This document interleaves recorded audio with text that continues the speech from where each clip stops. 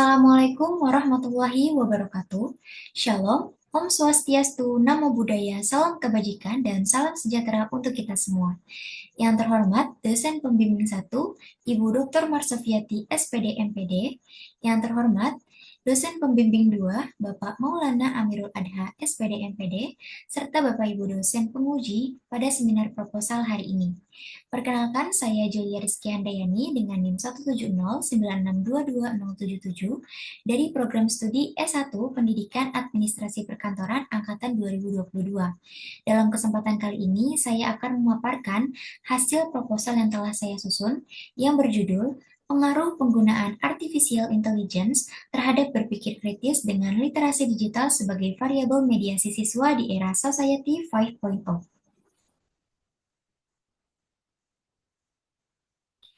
Melatar belakangi adanya penelitian ini, saya mengambil fenomena utama yaitu melihat skor PISA tahun 2022 yang menunjukkan bahwa Indonesia masih menempati peringkat 69 dari 80 negara dengan skor 1108.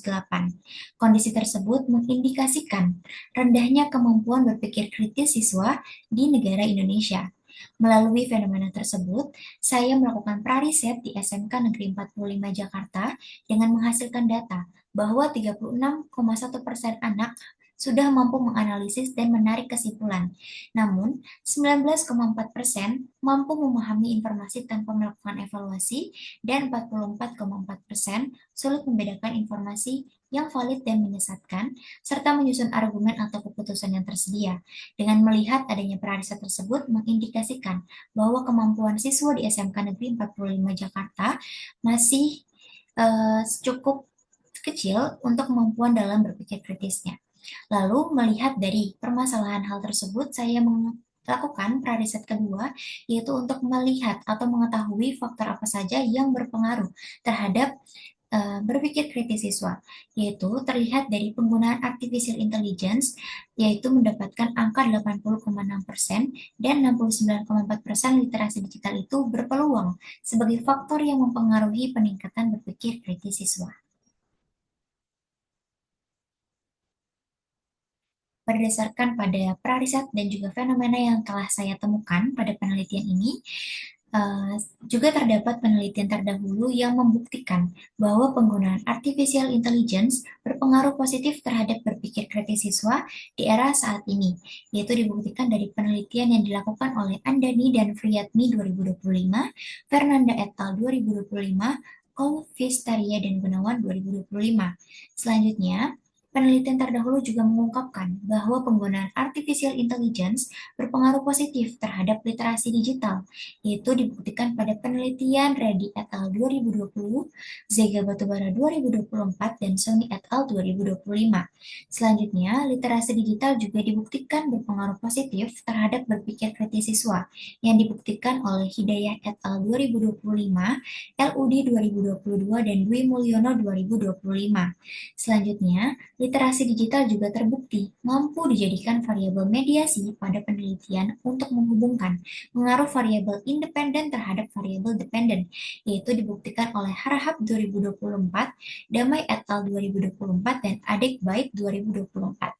Selanjutnya, berangkat dari penelitian terdahulu, walaupun sudah dibuktikan pengaruh-pengaruhnya pada setiap variabel, akan tetapi terdapat gap penelitian dari penelitian terdahulu, yaitu penelitian sebelumnya umumnya hanya berfokus pada mahasiswa, sementara belum ada penelitian yang menjadikan siswa SMK sebagai subjek penelitian. Selain itu, penelitian ini menempatkan konteks era Society 5.0, di mana pada penelitian sebelumnya masih sangat terbatas untuk mengangkat konteks tersebut.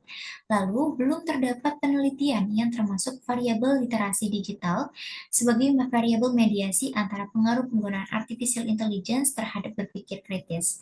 Melalui adanya research gap tersebut, penelitian ini diangkat untuk memberikan kebaruan dengan menekankan SMK Negeri 45 Jakarta khususnya pada jurusan manajemen perkantoran sebagai subjek penelitian dan mengangkat konteks era Society 5.0 dengan melihat kemajuan teknologi saat ini dan juga menjadikan variabel literasi digital sebagai variabel mediasi yang mempengaruhi penggunaan artificial intelligence terhadap berpikir kritis siswa. Selanjutnya, dengan adanya penelitian ini, tujuannya adalah yang pertama, yaitu untuk mengetahui ada atau tidaknya pengaruh secara langsung penggunaan AI terhadap berpikir kritis siswa. Yang kedua, yaitu untuk mengetahui ada atau tidaknya pengaruh secara langsung penggunaan AI terhadap literasi digital siswa.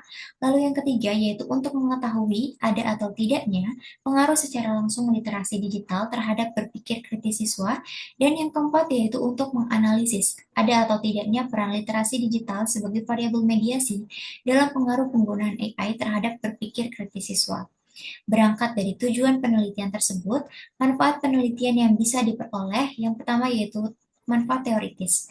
Diharapkan penelitian ini memperkuat teori pendidikan, manajemen perkantoran, khususnya dalam pengembangan berpikir kritis dan literasi digital pada era Society 5.0, serta menjadi acuan pemanfaatan AI secara bijak dalam kegiatan pembelajaran. Lalu selanjutnya ada manfaat praktis yang dapat diperoleh.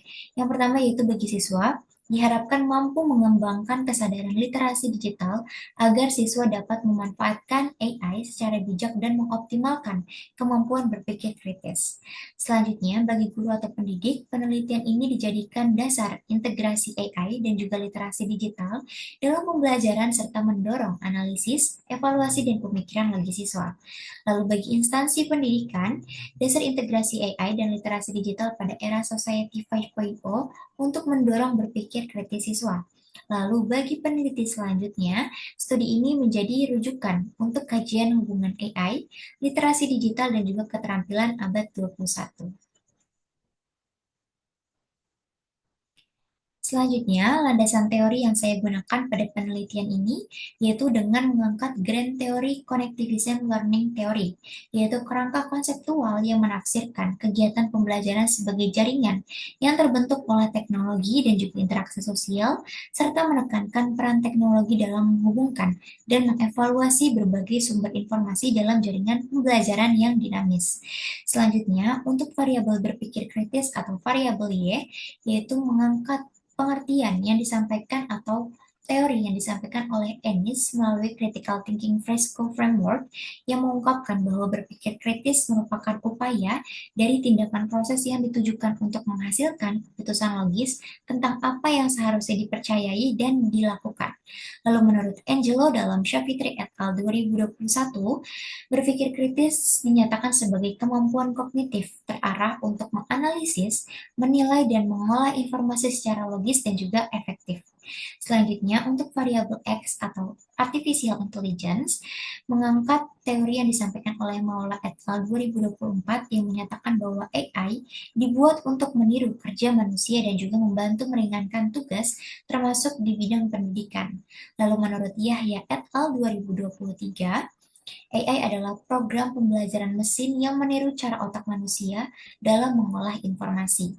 Lalu selanjutnya untuk variabel Z atau literasi digital, yaitu mengangkat teori yang disampaikan oleh Belshaw dalam Bastian et al. 2025 yang mengungkapkan bahwa literasi digital merupakan kemampuan untuk memahami, mengelola, dan juga mengevaluasi pengetahuan dengan memanfaatkan teknologi digital. Lalu menurut Jarwo et al. 2025, literasi digital ini mencakup kemampuan dalam mengakses, memahami, menganalisis, dan juga meninjau informasi dari berbagai sumber digital. Dari berbagai landasan teori yang sudah saya susun, ini merupakan landasan-landasan yang bisa saya gunakan dalam kegiatan penelitian yang saya lakukan.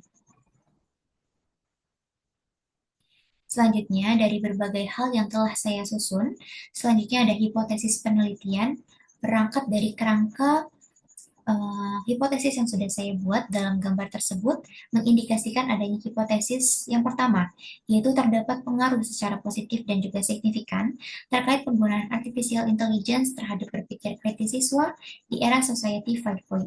Selanjutnya ada hipotesis yang kedua, yaitu terdapat pengaruh secara positif dan juga signifikan terkait penggunaan artificial intelligence terhadap literasi digital siswa di era Society 5.0. Selanjutnya ada hipotesis yang ketiga, yaitu terdapat pengaruh secara positif dan juga signifikan terkait penggunaan literasi digital terhadap berpikir kritis siswa di era Society 5.0.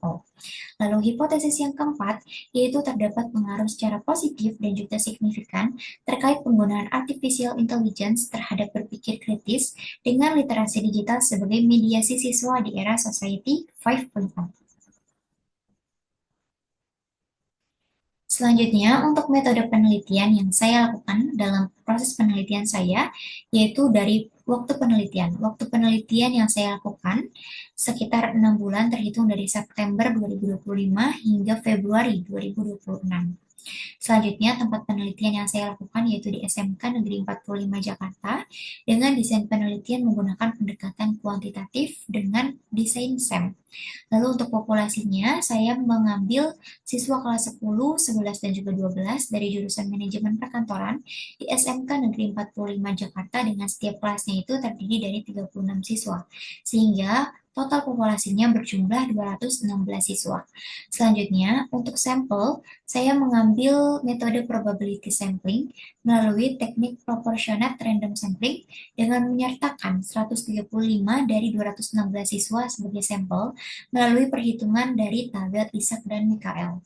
Lalu untuk teknik pengumpulan data, penelitian ini menggunakan data primer yang dikumpulkan melalui survei menggunakan kuesioner berbasis Google Form dan pengukurannya dilakukan dengan skala Likert 1-5 dengan dalam format pilihan ganda untuk penilaian responden terhadap fenomena yang akan diteliti. Selanjutnya, untuk teknik analisis data, saya menggunakan PLSM dengan bantuan Smart PLS 4.0 melalui pendekatan Variance Based SEMS dipilih untuk menguji hubungan prediktif dan juga antar variabel. Di dalam teknik analisis data terdapat analisis outer model atau model pengukuran. Yang pertama dengan melakukan pengujian convergent validity, yaitu menguji apakah setiap indikatornya benar-benar valid dalam menggambarkan konstruk yang diwakilinya dengan melihat apakah loading faktornya bisa mencapai lebih dari 0,7. Jika iya, maka akan dianggap ideal. Lalu yang kedua dilakukan uji discriminant validity, yaitu untuk menguji sejauh mana suatu konstruk berbeda secara nyata dari konstruk lainnya, dengan melihat apakah cross-loadingnya itu setiap variabelnya lebih dari 0,70. Lalu yang ketiga, yaitu ada composite reliability, yaitu untuk menguji kestabilan internal dari konstruk laten. Reliable jika composite-nya reliability lebih dari 0,70. Lalu selanjutnya ada analisis inner model atau model pengukuran. Ini yang pertama ada melakukan uji R-square atau R kuadrat, yaitu menilai seberapa besar kemampuan variabel independen dalam menjelaskan variabel dependen. Lalu F-square yaitu untuk menilai besarnya kontribusi pengaruh masing-masing variabel independen terhadap variabel dependen. Lalu Q-square yaitu untuk menilai kemampuan prediktif dari model struktural dalam memprediksi data aktual. Lalu ada melakukan uji multikolinearitas, yaitu untuk memastikan bahwa antar variabelnya independen dan tidak saling berkolerasi secara berlebihan. Lalu yang terakhir yaitu melakukan original sample, yaitu untuk menguji, menggambarkan seberapa kuat dan kemana arah hubungan antar variabel latennya. Berdasarkan pada teknik analisis tersebut, diharapkan nantinya menghasilkan data-data penelitian yang relatif baik. Selanjutnya, dilakukan pengujian hipotesis dengan analisis direct effect atau pengaruh langsung, yaitu menganalisis pengaruh langsung dari konstruk eksogen pada konstruk endogen tanpa melalui variabel mediasi, atau menganalisis pengaruh langsung dari variabel independen terhadap variabel dependen tanpa menggunakan variabel mediasi. Dengan signifikannya apabila diketahui p-value itu kurang dari 0,5 dan tidak signifikan jika p-value itu lebih dari 0,05. Selanjutnya ada analisis indirect effect, yaitu pengaruh tidak langsung, yaitu mengidentifikasi adanya pengaruh secara tidak langsung yang terjadi pada variabel bebas yang mempengaruhi variabel terikat dengan bantuan variabel mediasi dengan melihat p-value-nya kurang dari 0,5 dan pada p-value tersebut maka diinterpretasikan bahwa adanya peran mediasi. Lalu apabila p-value-nya kurang dari 0,5, lebih besar dari 0,5, maka menginterpretasikan tidak adanya peran mediasi. Baik, sekian yang dapat saya sampaikan terkait dengan penyusunan proposal penelitian saya. Apabila terdapat masih banyak kekurangan ataupun kesalahan dalam penyusunannya, mohon dimaafkan. Dan saya terima kritik maupun sarannya. Saya akhiri, wabillahi taufiq wal hidayah. Wassalamualaikum warahmatullahi wabarakatuh.